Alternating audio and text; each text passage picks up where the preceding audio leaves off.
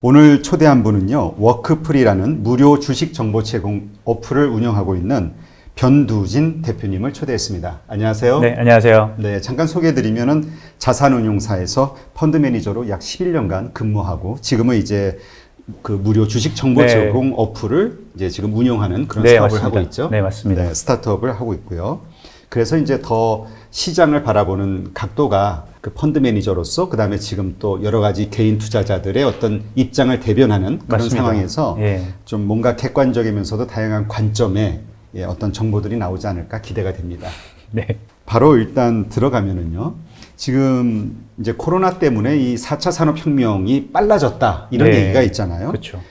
이런 시점에서 주식 투자가 왜 필수라고 얘기할 수 있는지 이야기를 좀 해주시죠. 네. 뭐 말씀하신 대로 이제 팬데믹 이후에 저희가 소위 말하는 4차 산업혁명의 말을 들어가는 이제 기술들이 기업들이 빠르게 적용을 하고 있고요. 대표적으로 이제 예를 들어 보면 기업들이 예전에는 이제 재택근무 같은 경우를 이제 선호하지 않았는데 이번 팬데믹을 기회로 재택근무를 한번 시행을 해보니까 너무 이제 업무의 효율성도 올라오고 가장 장점으로 이제 기업 입장에서 느낄 수 있는 거는 이제 프리 라이더라고 하잖아요. 이제 그 일을 잘 안 하는 사람들을 이렇게 재택근무를 해보니까 선별적으로 이제 알 수 있다라는 것이 이제 판명이 됐고요. 그래서 이제 국내 기업들뿐만이 아니라 해외에서도 이제 재택근무 비중이 빠르게 늘어나는 것을 저희가 알 수 있습니다. 이제 그것을 이제 반대로 생각을 해보면 기업들 입장에서는 이제 비용에 대한 효율성과 경영에 대한 효율성이 빠르게 증대가 되는 거고요. 반대로 이제 노동자 입장에서는 노동에 대한 수요와 노동에 대한 가치는 장기적으로 봤을 때는 하락할 거라는 생각 때문에 그렇다라고 했을 때는 기업의 이익의 증가 속도가 매우 빠르게 진행될 것이고 이제 일하는 사람 입장에서는 연봉의 인상률은 생각보다 빠르게 올라가지 않을 거기 때문에 기업의 이익이 증가한다라고 했을 때는 주식 투자는 필수다. 그래서 기업이 뭐 예전에도 그랬지만 주식은 특히나 최근에서 봤을 때는 선택이 아니라 이제는 필수다라고 말씀드릴 수 있을 것 같아요. 네. 그럼 이제 필수이지만 이제 어떤 주식을 하느냐. 네. 왜냐면 이제 패러다임이 바뀌는 거잖아요. 예전처럼 우리 뭐 어떤 굴뚝지라고 표현할까요? 그쵸. 아니면 네. 뭐 중공업 네. 이런 거는 아닌 것 같고 네. 어떠한 우리의 그 투자 포커스를 어디에다 맞춰야 될까요? 사실은 요즘에 그 팬데믹 이후에 가장 그 수혜를 받고 있는, 아니면 관심을 많이 받고 있는 그 섹터가 바로 언택트 관련주들이 주가도 많이 올랐고, 그 다음에 실적에 대한 예상치도 빠르게 올라오고 있는데요. 사실 그거를 말씀드리는 것도 좋지만 저는 개인 투자자 입장에서 좀 말씀을 드리면 그러한 기술이나 이제 외부 환경에 빠르게 변화하는 기업들은 사실 개인 투자자 입장에서는 투자하기가 꽤 어렵습니다. 왜냐면은 최근과 같은 언택트 관련주들은 이제 미래 이익에 대한 전망치를 현가화해서 이제 주식에 반영하기 때문에 미래가 어떻게 될 거야 이렇게 빠르게 전망을 해야 되고, 그리고 이제 최근같이 뭐 백신이 나오면 또 어떻게 되고 이런 게 있기 때문에 그런 종목들과 산업을 관심 있게 보는 것은 중요하지만 개인 투자자 입장에서 특히나 이제 주식에 이제 처음 들어오시는 분들 같은 경우는 우리가 이제 소비하고, 먹고, 소비하고, 그리고 입는, 그러니까 우리가 환경에서 내가 잘 아는 기업들에게 먼저 관심을 갖고 투자하시기를 좀 권해드리고 있습니다. 네. 그러면 이제 이 코로나 이후 한국 증시도 이제 뭔가 전반적으로 시장 상황이 좀 바뀌고 있다 이런 얘기가 있거든요. 네. 긍정적으로. 그렇죠. 이 어떤 것들이 긍정적으로 바뀌고 있다라고 볼 수 있을까요? 사실은 그 이번 팬데믹이 일어났을 때, 바이러스가 일어난 다음에 전 세계적으로 가장 대응을 잘했던 국가가 바로 이제 한국이고요. 그리고 다행스럽게도 저희 의료진들이 워낙에 잘 훌륭하게 대응을 했고, 이제 정부도 이제 갑론을박이 있겠지만 정부도 사실 대응을 잘했다라는 해외 기관들의 평가가 있지 않습니까? 그러면서 이제 우리가 선진국으로 알고 있었던 미국이나 유럽이나 아니면 일본들 같은 경우는 의료 시스템이 그걸 대응을 잘 못했기 때문에 거기 안에 지금 투자되어 있는 해외 기업들이 오히려 일본에서는 우리가 그 경영을 하기에는 좀 불확실성이 높아, 그러면서 이제 한국으로 오히려 좀 더 관심을 높게 가지고 오는 기업들도 있는 것 같고요. 반면에 이제 해외 주식 투자자 입장에서도 한국 기업들이 가장 그 팬데믹의 영향을 덜 받았기 때문에, 물론 이제 해외 수출하는 비중이 높긴 하지만 잘 대응을 하면서 그 영향이 가장 최소화되는 국가로 나타나면서 관심이 해외 글로벌 투자자들의 관심도 높아지고 있는 것 같습니다. 네. 그런데 그럼에도 불구하고 한국 주식 시장을 잘 못 믿는 국내 네. 투자자들이 많이 있거든요. 그쵸? 그래서 이제 뭐 네. 미국 주식 시장에 맞습니다. 네. 투자를 한다든지 이게 상당히 늘어나고 있는데 뭐 그 여러 이유가 있겠죠. 네. 그 중에 하나가 이제 우리 한국 기업에 투자할 경우에는 그 지배 구조가 좀 네. 문제가 있다 이런 얘기도 하나 있고요. 네. 남북 문제 어떤 보안 안보의 문제도 있고 네. 어떻게 보시나요? 사실은 지배 구조는 한국 기업들이 지난 한 20년간 가장 디스카운트 받았던 요인이기도 합니다. 하지만 최근 한 5년, 좀 더 길게 보면 한 금융위기 이후, 2008년도 금융위기 이후로 보면 한국 지배 구조 관련된 것도 많이 투명화가 되고 있는 과정이거든요. 2010년 전에는 이제 지주회사로 전환되는 기업의 수가 100여 개가 안 됐었는데요. 2010년 이후에는 한 100여 개가 계속 유지되었었고요.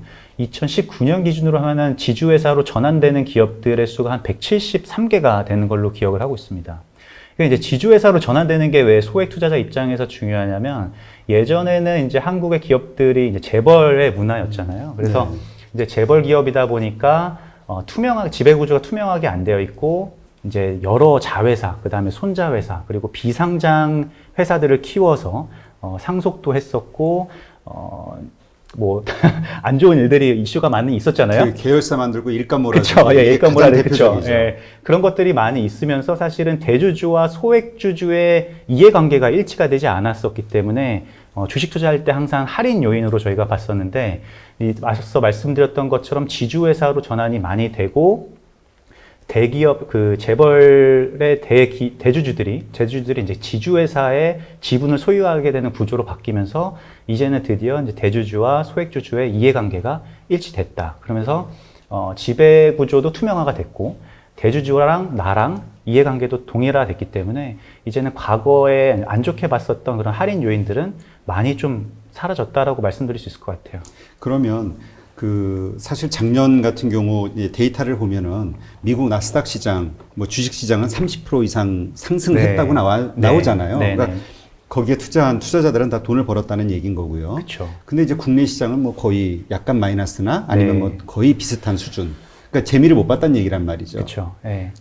이런 데이터들을 봤을 때 과연 국내 주식 투자를 할 만한가, 네. 매력이 있나, 네. 없는 거 아닌가 이런 얘기 하시는 분들도 있거든요. 맞습니다. 제가 보면은 작년만 보더라도 그렇고 좀 더 길게 봐도 2008년도 이후에 한국 코스피를 박스피라고 이제 뭐 놀림거리로 말할 정도로 장기적으로 1800에서 2200 정도로 10년간 횡보를 했는데요.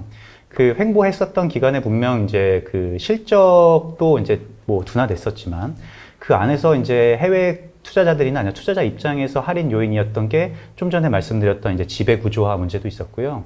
이제 한국 기업들은 이제 배당을 많이 안 해준다라는 이제 구조적인 문제가 있었는데 이 부분도 최근 3년을 보게 된다라고 하면 삼성그룹을 이제 필두로 해서 이제 현대차그룹이라던가 그 밑에 은행주라던가 이런 기업들이 배당 성향을 꾸준히 높이고 있습니다. 그래서 과거에 본다라고 하면 한국을 투자했을 때는 매력이 없어라고 하면 배당도 안 하고 그 다음에 지배 구조가 재벌 기업들 때문에 투명하지 않아 뭐 이렇게 안 좋게 봤는데요. 최근에는 이 두 가지의 할인 요소가 다 점진적으로 해소가 되고 있기 때문에 한국 증시는 이제 기업들의 실적만 턴어라운드 된다라고 하면 투자 매력은 매우 높다라고 말씀드릴 수 있을 것 같은데 팬데믹 이후에 이제 1분기와 2분기까지는 국내 기업들의 상장 기업들의 실적이 하향 조정이 급격하게 됐는데요. 최근에는 한 4개월 만에 실적의 하향 조정이 마무리가 되고 오히려 최근에는 이제 하반기와 내년도 실적들이 이제 좀 상향되고 있습니다. 그렇기 때문에 앞서 말씀드렸던 것처럼 실적만 턴어라운드 된다라고 했을 때는 한국의 증시가 투자 매력도가 높아진다라고 말씀드렸는데 지금이 그런 시점이 아닌가라고 생각이 됩니다. 네. 그러면 이제 지금 요즘 뭐 또 최근 일어나고 있는 변화를 보면은 국민연금이라든지 네. 이런 쪽에서 어떤 기업의 경영에 대해서 이렇게 좀 관여를 좀 하잖아요. 아, 맞습니다. 그게 이제 네. 주주 입장에서는 유리한 건가요? 그렇죠. 많이 유리한 변화이고요. 그것이 이제 국내 국민연금뿐만이 아니라 글로벌 트렌드라고 이제 이해를 하셔야 될 것 같아요. 이 글로벌 트렌드가 보통 많이 이제 요즘에 많이 들어보셨을 텐데 ESG라는 투자가 늘어난다 이런 기사도 많이 나오고 있는데요.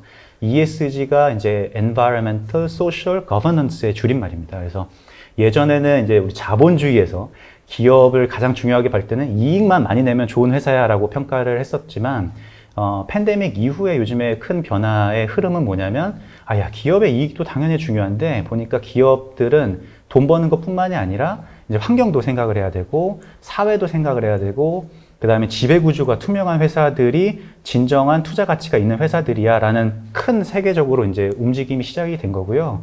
그러면서 전 세계적으로 봤을 때 ESG에 투자하는 펀드들의 규모가 커지고 있습니다. 그렇기 때문에 국내 기업들도 ESG, 그러니까 착한 경영을 하는 환경도 생각하고 사회도 생각하고 지배구조를 생각하는 이제 착한 경영을 하는 회사들에게는 그 회사를 사는 외국인 수급도 긍정적이고 그리고 국내만 본다고 해도 국민연금이라는 큰 수급기관이 있기 때문에 두 가지 측면에서 긍정적이다라고 말씀드릴 수 있을 것 같습니다. 네. 그러면 우리가 지금 얘기하신 대로 뭔가 적극적으로 이제 그 기관들에서도 이제 자신들의 주주로서의 권리 그쵸. 행사를 이제 적극적으로 하니까 그게 네. 결국 주주 입장에서는 맞습니다. 이익이니까. 맞습니다. 예. 그러면 그러한 것을 어떤 그 측정하는 지표가 조금 전에 얘기하셨던 ESG잖아요. 네. 이런 ESG를 잘 달성하고 있는 기업인지 아닌지를 우리가 어떻게 분간할 수가 있죠? 그게 예전에는 이제 감으로 이렇게 많이 알 수밖에 없었는데, 왜냐면 이런 것들이 수치화하기 매우 어려운 지표들이잖아요. 그렇죠. 하지만 이제 최근에 한 3년에서 5년의 변화를 보면은 특히 이제 대형 기업, 대기업들 같은 경우는 그 회사의 홈페이지에 가시면요. 홈페이지 IR 자료에 가시면 이제 ESG 지수로 이렇게 나타나게 됩니다. 그래요? 예, 그것도 이제 그 사업 보고서처럼 연간 1년에 한 번씩 ESG와 관련된 그 지속 가능 경영 리포트라는 것을 발간을 하거든요. 그 지속 가능한 경영 리포트를 안에 보시면 거기에서 우리가 지난 1년간 얼마나 환경과 관련해가지고 비용을 축소를 했고, 그 다음에 이제 그 같이 일하는 사람들이 얼마나 이직을 많이 했고, 이런 것들도 다 수치화해서 나타내고 있습니다. 그래서 과거에는 어떻게 보면 저희가 공시 사이트 가서, 다트, 금감원 공시 사이트 가서 그 회사의 이제 분기 보고서나 아니면 반기 보고서나 사업 보고서에서 이제 주석사항만 확인하면 됐었다면 요즘에는 이제 할 일이 하나 더 추가된 거죠. 1년에 한 번씩 이 회사가 얼마나 이제 사회적으로 같이 그 기여를 했는지, 환경에 대해서 얼마나 기여를 했는지, 그리고 얼마나 투명하게 그 지배 구조와 관련돼서 열심히 노력을 했는지를 확인하는 것도 매우 중요한 흐름인 것 같습니다. 그것이 이제 조금 더 주주들의 어떤 요구라든가 그 착한 기업으로서의 어떤 소비자들의 선택을 그쵸. 받을 수 있는 확률이 높은 맞습니다. 기업들이라는 거죠. 맞습니다. 우리가 그 지수를 보고 또 투자의 맞습니다. 어떤 지표로 삼을 수 있는 거예요. 예, 맞습니다. 예. 그러면 지금 이제 여러 가지로 제반 여건들이 한국 국내 주식 시장도 이제 좋아지고 있다라는 거를 이제 뭐 전제로 한다 하더라도 네. 그럼에도 불구하고 나스닥이나 이런 데보다 우리가 가지고 있는 어떤 장점, 우월성 이런 게 있다면 어떤 게 있을까요? 투자를 해야지만 되는 이유. 사실 좀 그거는 나스닥과 비교했을 때는 좀 어려운 그래도 현실인 것 나스닥이 같아요. 왜냐하면은 미국 기업들 같은 경우는 워낙에 그 내수 기반도 크고요. 그리고 이제 4차 산업혁명과 관련된 기술, 원천 기술을 보유한 기업들이 미국에 상장되어 있는 기업이 많기 때문에 사실 이제 미국 그 4차 산업혁명 변화의 큰 패러다임 흐름 속에서 미국 기업과 한국 기업을 애플 투 애플로 비교해보자. 그러면은 사실은 한국 기업이 월등히 좋아요라고 말할 수 있는 기업은 많이 없는 게 사실 현실이긴 합니다. 그럼에도 불구하고 한국 기업에 제가 투자를 해야 된다라고 이제 말씀을 드리는 이유는 첫 번째 이유가 지난 5년간 미국 증시는 워낙 많이 올랐기 때문에 밸류에이션적으로 이제 접근할 수 있는 기업이 많이 없다라는 거고요. 근데 두 번째는 이제 특히나 이제 개인 투자자분들 같은 경우는 미국에 상장된 기업은 우리가 그냥 봤을 때 컨셉상으로는 되게 좋고 앞으로 이 기업들이 4차 산업혁명에선 정말 더 좋아질 거야 라는 감은 있지만 잘 모르잖아요. 정보도 많이 없고 이 회사의 경영진이 어떻게 바뀌고 있고 실적의 흐름이 어떻게 되고 있는지 잘 모르는데 그 반면에 이제 한국 기업들 같은 경우는 요즘에는 특히나 과거와 비교했을 때는 정보의 비대칭성이 많이 사라졌거든요. 그렇기 때문에 개인 투자자들이 조금만 노력한다면은 한국에 상장된 기업을 투자할 때 어떻게 보면 기관 투자자들과 비슷한 수준의 수익률을 높일 수 있는 환경이 조성됐다라고 생각이 되기 때문에 미국 기업은 훌륭한 기업들이 있지만 어떻게 보면은 우리가 주식 투자하는 거는 우리가 재테크의 수단으로서 수익률을 올려야 되는 게 목적이기 때문에 그런 걸 봤을 때는 한국 기업이 현재 밸류에이션이나 그리고 내가 접근할 수 있는 정보에 대한 정보력 이런 거를 감안했을 때는 한국이 가능성이 조금 더 높다. 해볼 만한 투자다라고 생각을 가지고 있습니다. 결국은 이제 밸류에이션의 문제네요. 가장 맞습니다. 큰 게 좀 예, 싸다. 우리께. 싸고 그리고 내가 많은 정보를 얻을 수 있고 내가 잘 아는 기업이다. 예. 네, 그렇군요. 그 아까 우리 잠깐 얘기했듯이 4차 산업혁명이잖아요. 네, 그러니까 네. 분명히 종목은 앞으로 떠오를 종목은 바뀌는데 네. 이 4차 산업혁명과 관련해서도 국내에 투자할 만한 기업들이 충분하다고 보시나요? 네. 이게 사실은 몇 년 전까지만 해도 매우 소형주들만 4차 산업 관련돼서 테마주로 이렇게 올랐었는데요. 최근 1년에서 한 3년간의 가장 큰 변화가 뭐냐면 이제 삼성전자와 현대차 그룹 그리고 뭐 한국타이어 뭐 이런 회사들이 국내에서는 4차 산업혁명과 관련된 그 기술을 가지고 있는 기업들이 많이 없다 보니까 해외의 기업들을 많이 인수하기 시작을 했거든요. 그렇기 때문에 이것들이 더 진행이 되고 그 기업들이 함께 커진다라고 했을 때는 한국 기업들도 4차 산업혁명과 관련돼서 많은 변화를 이룰 수 있을 거라고 생각이 됩니다. 네, 그렇군요.